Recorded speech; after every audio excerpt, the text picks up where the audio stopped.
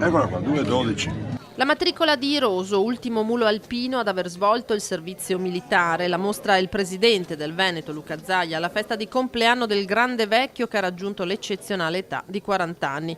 Con il suo proprietario Antonio De Luca e gli alpini, vertici dell'associazione compresi, che lo hanno festeggiato a Cappella Maggiore. Devo ringraziare Tony De Luca e tutti gli alpini per il grande salvataggio identitario che abbiamo fatto, anche il grande segno di umanità, perché spesso si parla di animalismo.